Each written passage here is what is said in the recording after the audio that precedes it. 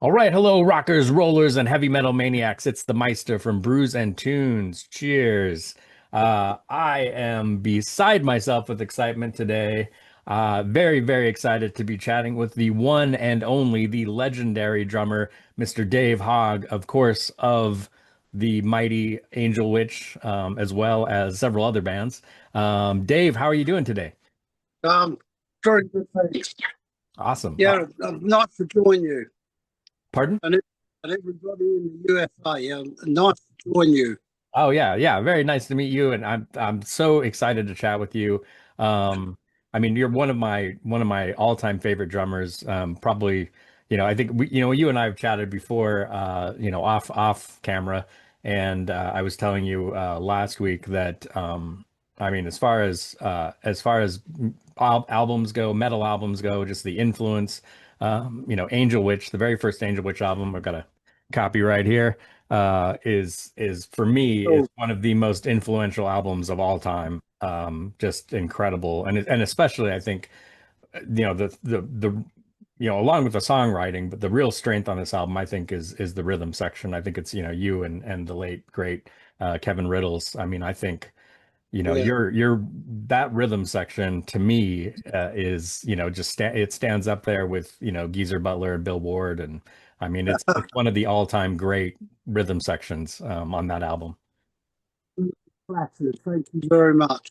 Yeah, I mean, and sincerely, I mean, I think I've listened to this album so many times, and for me, it's yeah, that rhythm section is just it's incredible. Well, I guess like as far as kind of starting with question. I haven't even asked you a question. I'm sorry. Yeah. It's an interview, and I haven't even asked you a question. Um, I guess the maybe we start at the beginning. Sure. We go way back, and I was really curious, like, how did this start for you? How did the whole drumming start? Did you come from a musical family? Like, what was the impetus for you to start drumming? No, I come from a sort of musical background, but my influences was just by playing music and then playing along to music, Hmm, if you like. So I was around about 14 at that time. So yeah, I was just playing along to music and learning myself the drums basically, cool, very cool. Were along there? with the other guys. I mean, I was at school then, and I had a band at school who we was all in the same sort of predicament. I couldn't play, but I could a little bit, and the three guitarists that we had were learning. But yeah, we did quite a lot over 3 years. Wow. What was the name of that band? That was called Pandemonium. NWOBHM. Oh, that's a great name. I love it. I love it. And what were you guys doing covers or were you doing original music or both? We did covers at first, but then we started to write our own, um, and we got a little break at school to do a television program on educational television, Oh, wow. which was it was like a closed network for schools. Okay. It was a little bit like how can I say? It was a little bit like the old grey whistle test. Did you have that? I'm sorry, say that again. The old grey whistle test. Oh, yeah, the great show. Yeah, that was a great show. Yeah, it was a bit like that, but it was a closed circuit network. Oh, interesting. That's cool. I didn't even know that existed. That's wild. Yeah, so it was just Yeah, closed circuit for the schools basically, right? yeah. Okay, that's really That was it. But the guitarists, well, there was four in the band. Three of them were going in a different direction to me. So I just let them carry on with it. I think I must have been about 18 at the time. hmm. I dropped out because all I wanted to do was rock hard. That was my thing. To rock hard. I love it. Yeah, that's Yeah.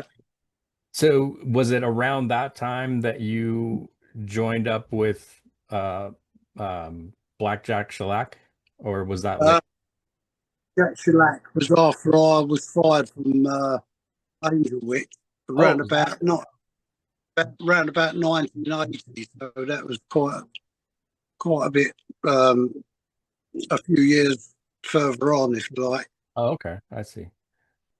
Gotcha. But yeah, I stopped drumming for a while when I was doing a rock disco in certain venues with a good pal of mine, and that's when I came across Angelwick. They played on a night that we was doing like a rock disco.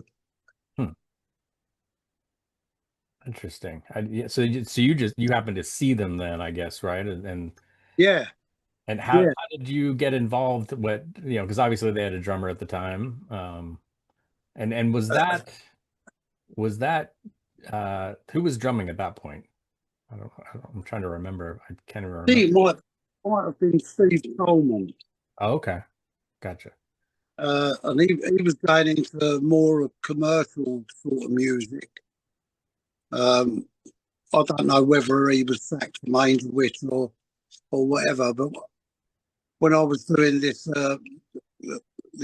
disco or rock disco gig at the venue, I spoke to the manager Ken Hayborn and just mentioned that I used to play drums, and he said, "You still play?" I said, "Well, not really, but I've still got my equipment."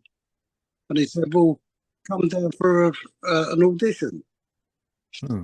So a little bit later on, about 2 or 3 weeks later, I went to an audition over in East London with the boys, and it seemed they liked what I was doing, and I certainly liked what they were doing because I'd seen them at the gig that I was working at.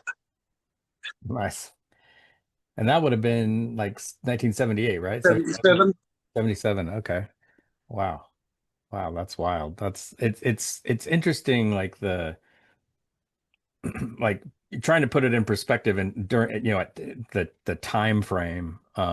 Because at this point, really, I mean the whole new wave of British heavy metal thing hadn't really taken off No, really at all. I mean, it existed, but I mean, it was, pretty quiet. It just, small band. it, Obviously Iron yeah, Maiden hadn't exploded yet. Def Leppard yeah. hadn't exploded. Yeah, there was, so you guys were kind of inventing this sound as at the time. Well, Uh, when I heard Angel Witch, I thought that they sounded so much like Black Sabbath, but not doing Black Sabbath sort of material, if you like. And I loved the sound of what they were knocking out. yeah. It sounded much like Sabbath, but Angel Witch were a bit more gothic. Hmm. Yeah, yeah. That's a So good way to state it. Yeah, I yeah, never thought about it like that. Yeah, it was kind of gothic. yeah. But, yeah, I was suffering at the time. I had leukemia, and the reason that I went to an audition about 3 weeks later was because I was undergoing treatment. So once I got that a little bit out of the way, then I could concentrate more on what I've always concentrated on, and that's my heavy metal music. Hmm. Yeah, cool. Was Kevin Riddles already in the band at this point? No, it was another guy. Don't ask me who. It's- we ended up as a five-piece band in the end with a keyboard player that couldn't play keys, uh, a different bass player. We had Rob Downing, myself, Kev Riddles, Kevin Hayborn. So it was brought from a five down to a four, Okay. and we was just going round to prospective um, venues or pubs, if you like, who might put on a show. So there was a lot of pubs interested because they they wanted the clientele coming in buying their beer and stuff like that. So yeah, it was a lot of hard work. Don't get me wrong, it wasn't an easy ride. We travelled all over like London and the home counties trying to get work, Right. Yeah. and uh, and all of a sudden the heavy metal clicked, and other bands were coming down from up north in the Midlands. Um, I could name drop, but I can't remember offhand. Mhm. And then we started to go further afield. No, going up the M1. The M1 to us is your I4, if you like. Right. Right. Yeah. Did you have a sense at that time of how big the movement Didn't was? have not a clue. We just loved what we was doing, and we was getting a good fan base. Our fan base was absolutely fantastic. Nice. But I must add that we was a lot better band live than we were on recording. I'd Yeah, I've heard that love before. Yeah. re-record the first album in the US. I'd absolutely love that. Right. Yeah. Yeah, I think it's interesting the I it's and not to badmouth anybody, but it just seems like the management of Angel Witch at that time just made some Yeah, weird decisions where I think yeah, I think the band would have been huge if they had distributed the album correctly. I mean, and I know it takes a lot of money and time and effort, but yeah, it just seemed like I think it would have really taken off if it had hit the States and been marketed correctly, like what happened with Def Leppard and Iron Maiden and Saxon, where they took a yeah, really strong hold. Because I mean this album is just as good as, if not better than any of their, those first albums, those debut albums from those bands, and I think that yeah. should have just taken right off. And um, and it's unfortunate that you and Kevin Riddles left the band, after this album was released, as it seems like it Um, it didn't, it could have gone so much bigger, but personalities, right? well, I can't speak to what happened then because I got fired from the band. Right. Um, Going further, we did actually do some work for EMI, and they offered us the record deal. Oh, wow. So I think they gave the record deal to Iron Maiden because our management or Ken Hayborn, he refused it. He refused the deal. That's crazy. So he thought that we was worth more or worth more than what the contract stated. Um, Now, I'm not going to diss Iron Maiden, but we was actually a better live band. Right. Yeah. I believe, and so does our fan base.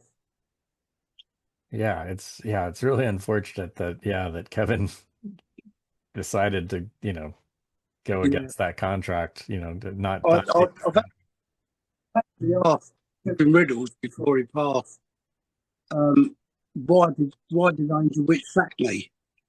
And he said, to be honest with you, Dave, I don't know. Huh. So I think it was like between Kevin Hayborn and his dad, Ken Hayborn, that decided that. And once I was gone, I think Kevin Riddles lost interest. Yeah. So I don't know. I can't say what happened at that particular point. So you were never told why you were sacked. You were just let. No, That's no, crazy. didn't have a clue. Huh. That's Not a clue. I've tried to find out, but some people say, oh, it was my drinking. Some people say it was my timing and all sorts. I don't believe it was the timing. yeah. Um, so it must have been the drinking. Well, maybe, but I mean it cracks me up because I mean I know I've heard stories of, I won't name any names, but I've heard stories of the partying, that Hayborn did himself. So it's interesting. It's kind of like Yeah, the it's similar, I think, in some ways, like, the stories you hear about Metallica, when they fired Dave Mustaine, yeah, and it's like, because of his drinking, and it's like, are you yeah, kidding yeah. me? Like, I don't think on one gig, it was up in Norfolk in England. I did one gig where I was absolutely wrecked from being on tour with Motorhead. oh. Lemmy absolutely got me legless. And after that gig, I said, I'm never doing that again. And I never did. But that could have been too early, too late. Mm. Yeah, maybe.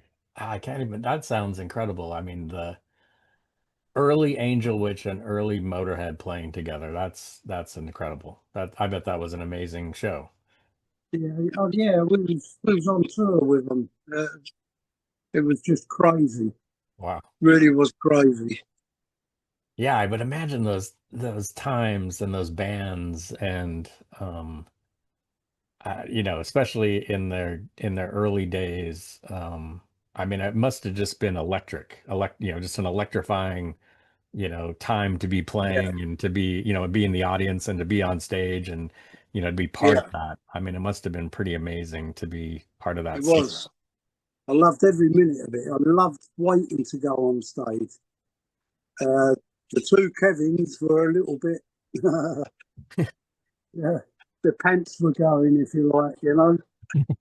But nah, I held them all together, so everything was good. Yeah, yeah. So you got sacked at that point, and then as you mentioned, yeah, you joined Blackjack Shellaque, and I guess that's where you met Dave Tatum, right? Um, Yeah, yeah, that's right. so you guys played together, and I've actually got a copy of Blackjack Shellaque right here. Great stuff. Oh, I'm so glad, because this was unavailable for a really long time in the States. And it got re-released, I think, through I think it's now I don't even remember which album. Oh, it's you know what? I I remember Roll. all that. Yeah. I got released recently on High Roller Records and remastered, and it sounds great. I mean, there's so many cool songs on here, and just, I mean, yeah, I mean, just so many gems, and it's amazing too that this didn't explode, because it's such a great album, a great band.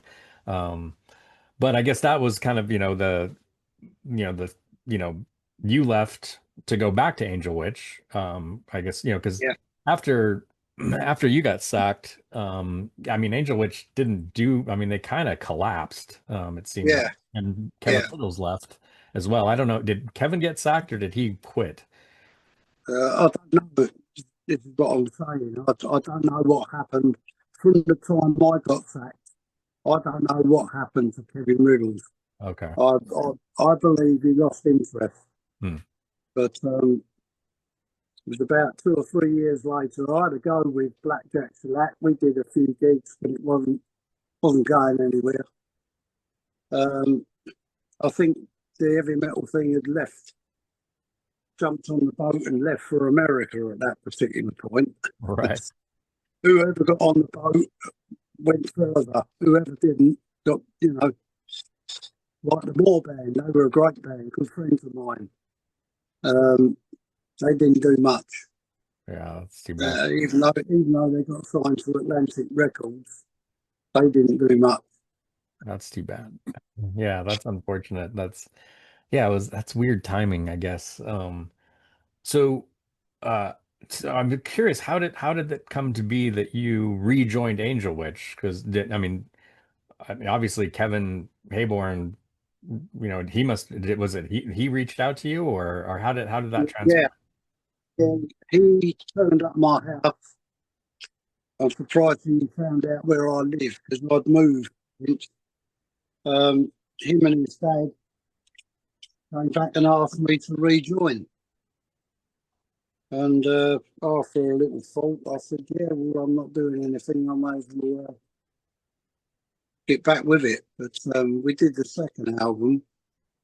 Again, not much happened after that. We wasn't bringing in the crowds like we used to. Mm. So that was the end of that. I think Blackjack Shallaque only lasted about 2 years at tops.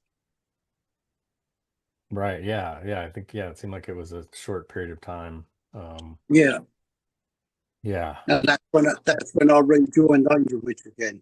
Right. Right. Yeah. Was that a difficult decision for you, or were you like all in? Like, after having been sacked, from Well, I wasn't doing anything. oh, okay. I, So I was a little bit put out, if you like, that I'd been sacked, and now they want me back. I don't know why they wanted me back because there's thousands of drummers out there that are far better than I am. So, but anyway, I said I'm not doing anything, so yeah, let's go for it. So,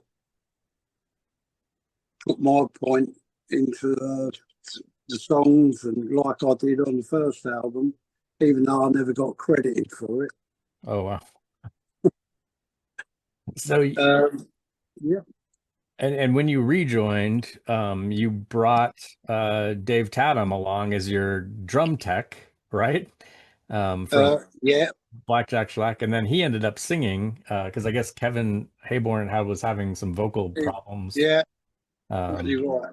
and Dave Tatum's voice is incredible. I mean, what a great singer. I mean, I absolutely adore this album. I think it's incredibly underrated. I think Screaming and Bleeding is such a Yeah, great album. It's too it bad could it, have been recorded. It could have been recorded better.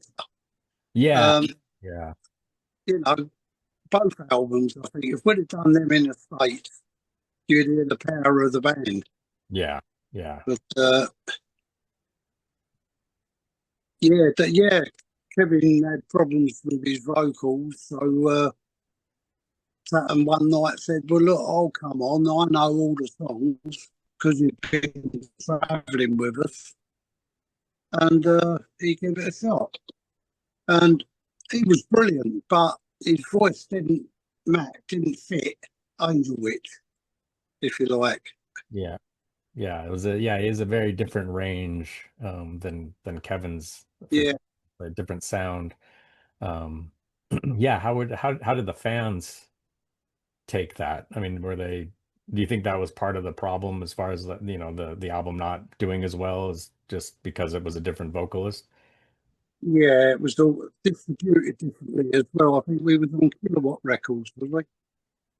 I think it's Kilowatt. And the manager or not the manager, but the agent didn't have the right distribution company with it, so not a lot of recognition got out of Screaming and Bleeding. Yeah, which is really unfortunate. There's some really great songs on there, and your playing, of course, is Yeah, yeah, I thought it was great. And then so I the thought was it during oh, sorry, go ahead. Bleeding was better than the debut album. Yeah. Personally, probably because I had more involved in it, you know. Yeah, I mean it's there. I mean it's again it's so unfortunate that yeah, just the distribution wasn't the what it should have been because I mean there's so many powerful tracks on there and um Yeah, yeah, it's just I guess it's a roll of the dice sometimes I guess I yeah, suppose and and bad management, bad decisions at the time and hindsight 2020 it's always 2020 it's easy to look back and go oh they should have done this they should have done that but at the yeah. time you don't know like what's the right path necessarily. Yeah, it's hard to cut it in the UK. You know, it's it's limited if you like. If you're going to do well, you're going to do well. If you're not, you're going to die. You're going to collapse. Yeah, yeah, There's no bite of the cherry, and that's why I don't play anymore. For part of the reason, anyway. yeah, yeah, we'll have to talk about that a little bit but so you came back to the band and you know, did the new album, Screaming and Bleeding, and then you guys started touring. And then I guess it was what, so that was 84. And then 85, Kevin sacked you again. Like, Yeah, what happened there? Do you know? don't Like, know. I haven't got a clue. On both occasions, I don't know. wow, that's wild. I mean, did you have a personality clash with him at all? Was there, I mean, No, no, not at all. interesting. Not at all. Yeah. I was a little bit more zanier than he was. A little zanier. Nice. A little zany, yeah. Have you so you left you were left, kicked out of the band again, and then they did a follow-up album, and then uh that didn't last too long either, and I think he fired No, Adam, and then I think he basically broke up the band for quite a long time after that. yeah, he did. I think he went back to doing what he did a long time ago, and that was the heard of tree felling. I'm sorry, what? Tree felling, Oh yeah. yeah, like lumberjack kind of thing. Right, yeah. Yeah. I think he did that for a while, and Interesting. he was playing in a band. Can't remember the name of them now. You probably know better than I do. I'm trying to remember. Yeah, no, I can't recall. Yeah, I do. I remember he did do that. Yeah, that's right. And then, then years later he reformed Angel Witch, but with a Yeah, completely different lineup. but he tried it in America first, didn't he? I think he came to the States Oh, okay. and we formed an which with Heathen, the band Heathen. Oh, yeah. Okay. I didn't. But he got deported apparently, so I think he outrun his visa. Oh, he got deported. Yeah, I shouldn't laugh, but that is kind of funny. Yeah, I never knew that. That's pretty wild. Wow. Well, yeah. what could have been interesting? So, so I guess was it? I'm trying to get, I might be mixing up the time. I guess was it in between, was it in between Blackjack, Shallaque, and when you went back to Angel Witch that you were in Blind Fury for a short period of He time? was Oh, he was. with, yeah. Oh, okay.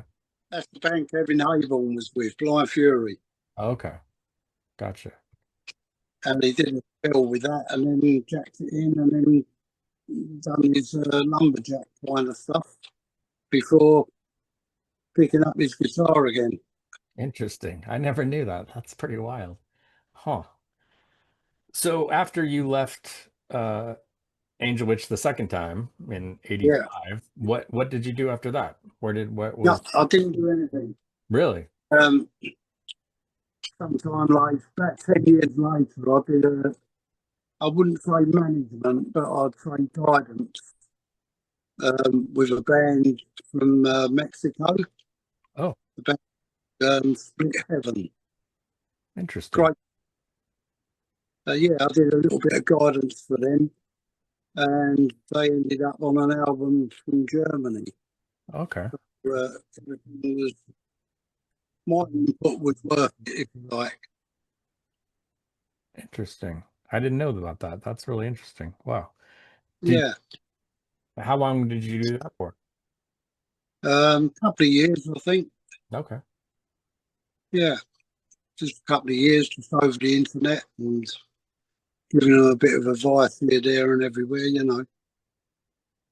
Yeah. Yeah, they're still going, but I haven't spoken to Tommy for a long time. I Gotcha. do know the band, but Tommy is the only one that speaks English. Oh, okay. Gotcha. Yeah, that can make it a little tricky. Yeah, yeah, Um, so did you just stop playing at that point? Like after, like do you ever yeah. pick up the sticks anymore? No, no, No. don't come up now. I got a bit unwell and I had a pacemaker fitted. Mm. Yeah, and my surgeon advised me not to play because he asked me what sort of music I was playing. if it had been jazz, I might have been all right. But Yeah. heavy metal, no way can I play the drums. Yeah, you probably don't want to be wailing away on drums with a pace. Yeah, That could it'd be be, dangerous. yeah, it'd be ripping the cables out. So I haven't played since. That's unfortunate. I mean, I'm glad you're alive, and that's the important thing. But it's Yeah, unfortunate yeah, that, I mean, because you're such a monster drummer, and like I said, I just hugely influential. I think like you listen to, especially like you listen to, the first album, and like in particular, I'm thinking of like Sweet Danger, the song Sweet Danger, the you and Kevin on that song. I think that was a blueprint, in my opinion. That track is a blueprint for so many thrash metal, American thrash metal bands, yeah, especially in the right. early 80s. Like you listen to that and it's like that, I mean, you can hear it. Like that that's what those guys were listening to. They had to Yeah, have been, that the bass players and the drummers, like, you know, those early, like Megadeth and Metallica and Anthrax and all those guys, they had to have been listening to that song in particular, I think is a blueprint for thrash yeah, metal in a lot of ways. yeah. Um, Well, Victor, you would have loved it live. oh It yeah. was much powerful and funky live. Oh wow. Our producer couldn't re- reproduce that on vinyl, unfortunately. But you'd have loved it live. Oh yeah, I'm sure. Yeah, well, and I've got some live stuff of early Angel Witch live stuff, but it's the production quality is not fantastic. It's a Nah, little no, um no. and I do have it might have been after you. Yeah, I guess it was 86. A gentleman uh, who's actually a friend of Dave Tatum, he got me a CD of Angel Witch playing at the Marquee in 1986. And I think it's from the soundboard, but I mean, the production's not great. I mean, you can't really say production. I think it's a bootleg, but Yeah, yeah, it's just cool to be wait. able to hear those songs, live, Yeah, because it's unfortunate there wasn't as much recording done of Angel Witch live. I mean, there's a few things out there, yeah, but I've got some stuff, but especially that yeah. original band, the three piece, you Uh-huh. and the two Kevins. I mean, it's too bad that more shows weren't recorded. Um, Yeah, it's like you said, I mean, just the energy and the power. Um, yeah. there's some videos out there, I think, on YouTube, but again, the sound quality is not great, but you can hear Uh, and you can feel uh, the energy of that band. And I mean, that you guys, I mean, it's hot. It's pretty amazing stuff. And well, I think, thanks a lot. the influence just goes, I mean, it's so cool to be able to talk with you too, because I mean, just the influence that you've had, I think, and maybe your name isn't like, on everybody's lips all the time, but I think just they know, like when you hear, a drum roll or Yeah, yeah. a switch on from that first album, it's Dave Hogg. You know, it, Lars used to come down from Metallica. They used to come down to the gigs in the music machine we was playing at the time. Quite a big venue. okay. You know Lars, yeah? Yeah. Yeah, he used to come down. He thought we was wild. Oh wow. Nice. He, about 3 or 4 years later, he formed Metallica. Yeah, he must have been pretty young, right? Like, Yeah, he was. Yeah, I that's don't know. I don't know how old he is now, but yeah, he's probably about 10 years older than me. Um, I'm guessing. So yeah, he must have been, yeah, if he was seeing you guys in, I guess, yeah, the late 70s or, yeah, around 78, 79. Yeah, he must yeah, have been, 79. Yeah, yeah, he was probably like 14 or 15, just a kid. That's pretty wild. That's cool. Yeah, I mean, obviously, yeah, he learned his licks, from people like you for sure. Um, I mean, I mean, I've seen, if not Lars himself, but other music, wearing Angel Witch t-shirts from that era, you know, right. and that, and and of course Diamond Head and Tigers of Panther, Yeah, those all those bands. Yeah, that was.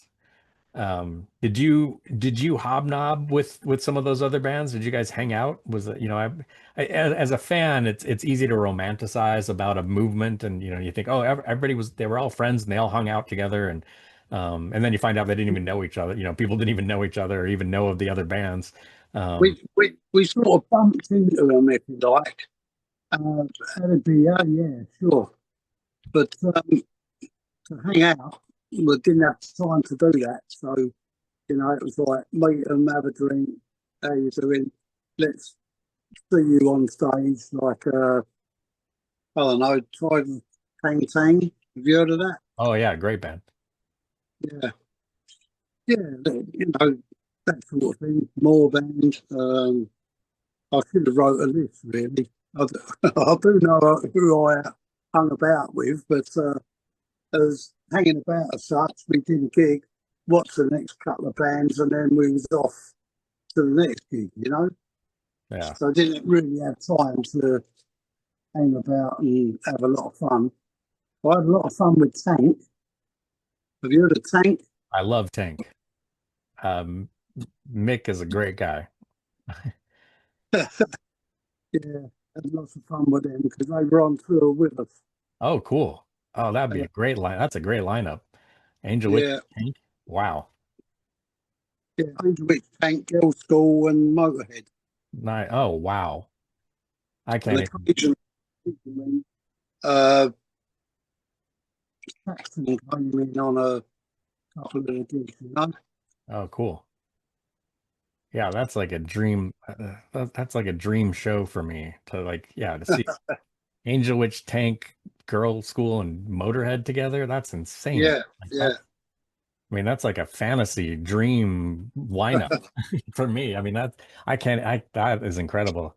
It's too bad there isn't footage of that. Maybe there is. I don't know. yeah, Cool to see. So you guys toured all around England together, or yeah, did you get out of yeah. England at all? No, I've never Nope. been out of England. I've wanted to, Gotcha. but do a few European gigs. The other boys have, obviously, but no, I never got out of England. Okay. Well, that's the thing I think people don't, especially maybe younger people don't realize was the hard, I mean, not to say, I mean, it's different, it's not the same, but just how hard it was to gig. And because I mean, there's no internet. I mean, you're just Yeah, yeah, putting up flyers literally, on telephone poles and trying to yeah, get people to come to shows. And yeah. and Exactly. That's exactly what we did. What you said. We yeah. used to chase after buses and put a flyer on the back, you know, with a paste bucket and a brush. Wow.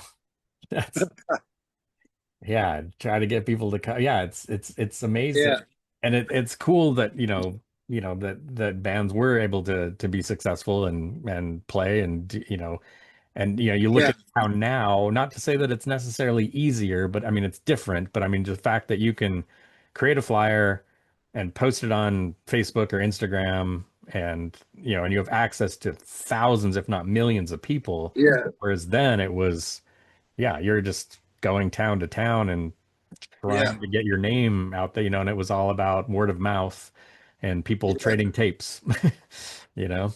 Exactly. And back then, um, what was I going to say? Uh, I had a good friend who I used to do the rock disco with, Rick Stanbury. He was in the printers, Hmm. the printing, Yeah. and he printed all the flyers and stickers and all sorts, thousands and thousands. And we just put them everywhere. And Nice. near every train in London had an Angel Witch sticker on it, That's great. and the buses. So then the music press started to grasp what was happening. And that's how the heavy metal thing came about with the help of the bandwagon up in Kingsbury. And the first gig we played outside London was Birmingham Odeon, Mm, which was a very big gig. nice.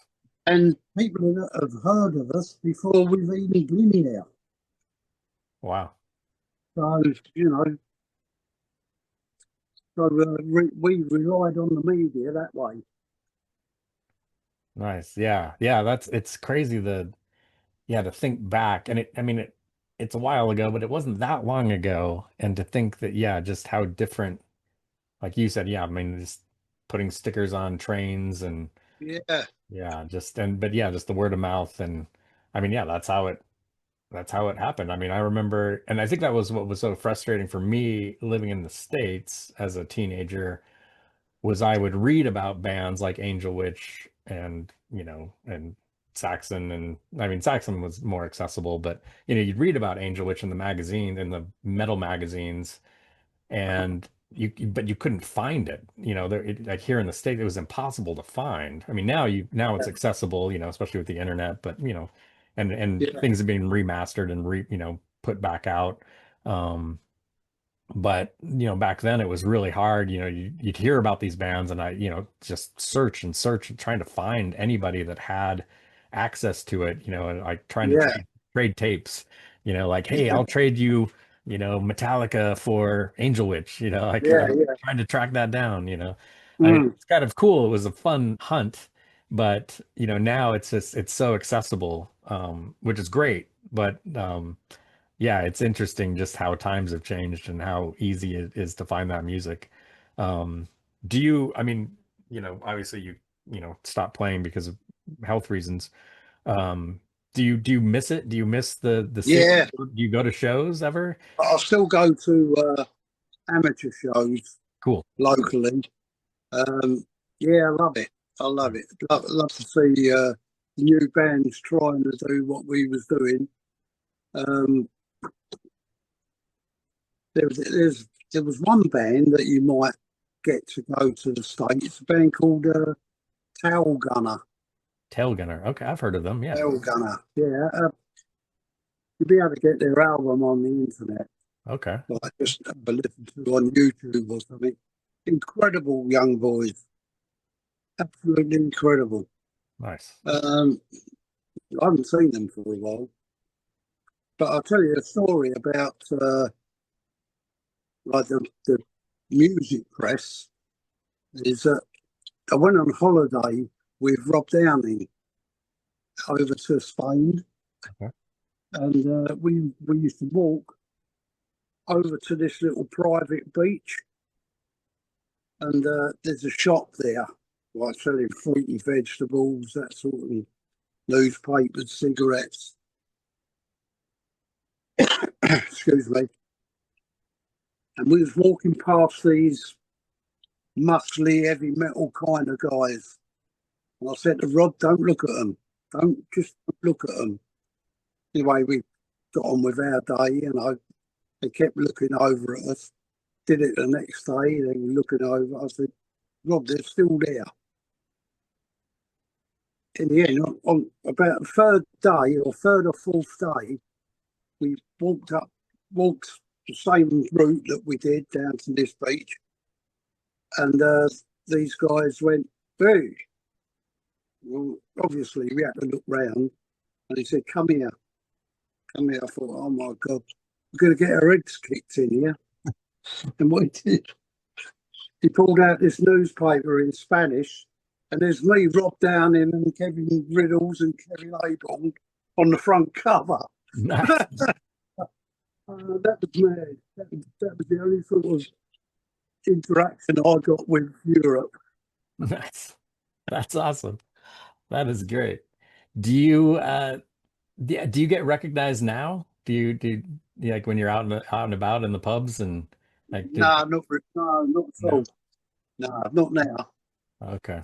That's I'm surprised. Like If people knew me back then and I bumped into them, yeah, they would know, but not really, because if I go to a heavy metal gig or a pub or whatever like that, if word gets around that I'm in there, then yeah, people don't know who I am, they don't recognise me, but they will come up and talk.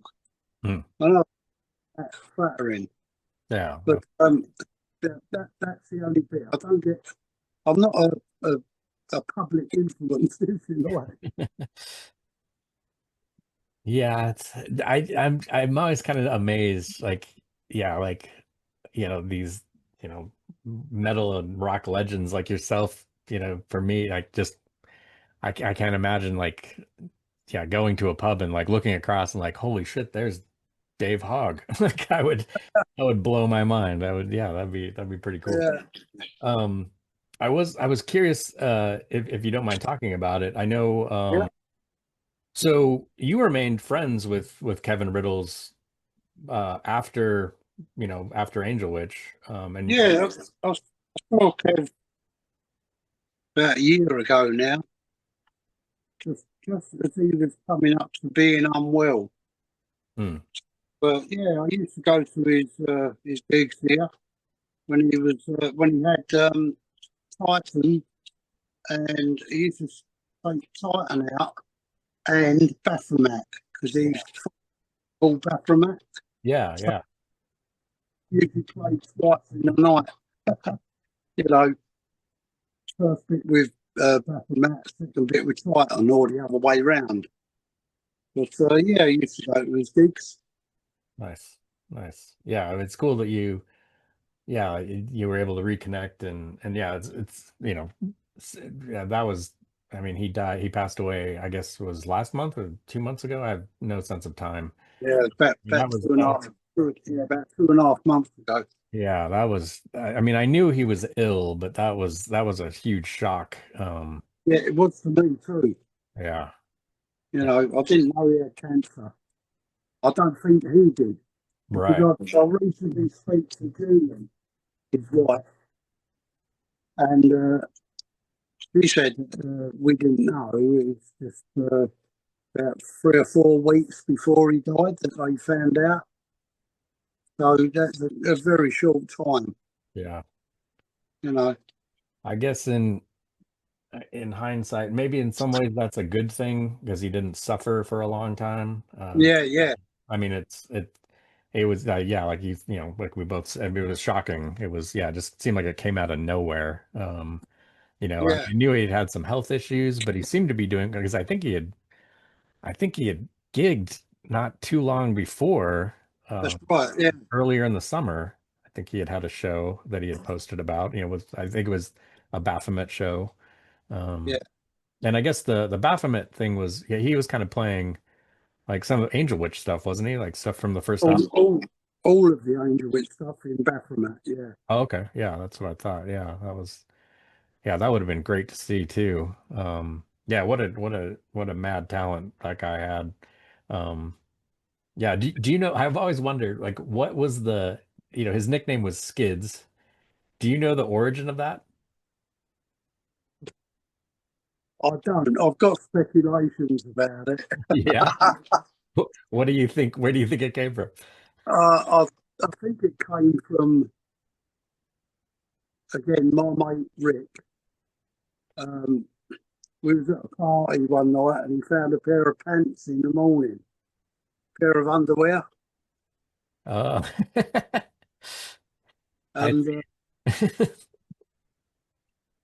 just a minute, something's just flashed up on. Let's get rid of that. Yeah, so I think someone found his pair of pants in the morning. You can take what you like from that, but that's Yep. how I believe. Yeah, All right. so Interesting. we called Skidsy. That's funny. It just stuck. That's pretty funny. That's great. Yeah. I just wondered, like, where did that nickname come from? Yeah, just, Yeah, yeah, yeah, it was very unfortunate, his passing. I mean, he was just seemed like larger than life, just such a cool he guy. was. I interviewed him a few years ago. I guess it was during the pandemic. But he couldn't do a video interview his from where he lives in the country, so it was just an email interview. I just sent him questions. He sent the answers back to me. Um, Yeah, but yeah, he was just a prince. He was so nice. He was kind. Just a really, yeah, he was, yeah, and a great bass player. yeah, amazing bass Great player. bass. Yeah. I think he's very underrated. I think Titan was an incredible band. Yeah. And it's too bad they didn't get bigger than I think they should have. That first Yeah. album is in just amazing. Well, all the stuff he did is amazing, but that first album is of Titan is just incredible. I think Mhm. that would have been, I guess, shortly after he left Angel Witch. I guess mid '80s. I think is I can't remember. Late 80s. Yeah. Yeah, Like, yeah, I can't remember. Was there ever any? Did you ever have any temptation of joining Titan or back then? Back no, in the day? No. not at all. No, I don't know. I was never asked. Yeah. But Kevin, I did speak to Kevin over the phone once, and he said, "Have you still got your drums?" I said, "Yeah."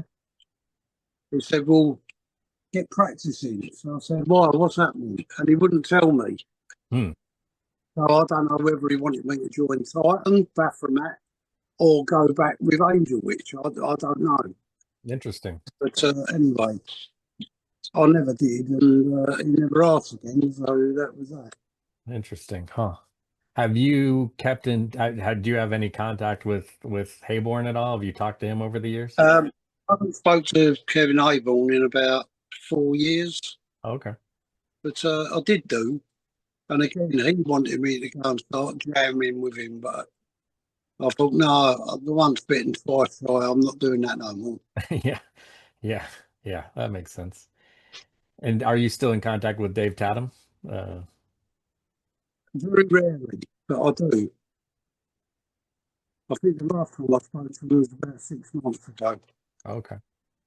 Gotcha. Yeah. I was just curious because it just seems like that was such a impactful time back then, especially musically. But yeah, I just wondered if that's another thing, I realize, band, it's a business. Being in a band is a business, but at the same time, yeah, Yeah, just all those personalities. I just kind of wonder, like, do these people, once the bands break up and, years yeah. pass, like, do they contact each other? Or is there any camaraderie there? Or I guess it Um, depends. the camaraderie bit seemed to fall apart, but as a band, we were just like brothers. It was brilliant, Yeah, just like brothers right the way through. And we had nothing to do with the business side of it, if you like.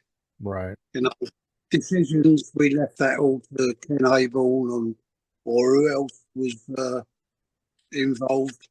But us as members of the band, we just kept it as that. I don't know what was going on in the back minds of Kev Hayborn, but no, we seemed to be all okay. Right, right. Yeah. Yeah, it's I know what you're saying. There's so many bands that get jealous of each other and things like that, or they get little personality fallouts, if you like. yeah. But no, it never happened with either. Yeah. Yeah, it it again, I go back, it's really too bad that it just didn't take off and like it should have, because now the influence of, especially that first album is it's I mean it's uh irrefutable how profoundly important that album is, I think, in the metal world. And I mean, for me personally, it's I listen to it I mean, I've been listening to it for years and years and years, and it's one of my all-time favorite albums. Like, for me, it's a desert island album. I would, I'll take it, I'll take it to the grave with me. I mean, I mean, Thanks. such an important album, I think, in the heavy metal world and music world in general. I think it's just a profoundly important album that helped change everything. Really. I don't remember the specific day I first heard Angel Witch, but I remember the first time I heard Angel Witch. I mean, I had to sit down. It was like, what is this? Like, this is amazing. Like just incredible stuff. Well, Dave, it has been an absolute pleasure chatting with you. Thank you so very much. I mean, just truly an honor to be able to chat with you. Um, Thanks, Victor. Thank you for inviting me. yeah, this has been great. So for those of you watching, I'll have a link below if you want. If you're not familiar with Angel Witch, go check out Angel Witch. I'll have a link so you can check out Angel Witch. Yeah, pick up this first album. Pick up all the albums. They're all great, all amazing. But that first album, if you want to hear uh, some just incredible rhythms, between Kevin and Dave, just mind-blowingly good stuff. You can, because then I get. I'm sorry, say that. What's that? I said the more albums you buy, I get more money. Oh yeah, there you go. Yeah. So go buy this. Go buy a few copies. Well again, thank you, thank you, thank you. This was great chatting with you. I really appreciate it. Yeah, thanks. Thanks.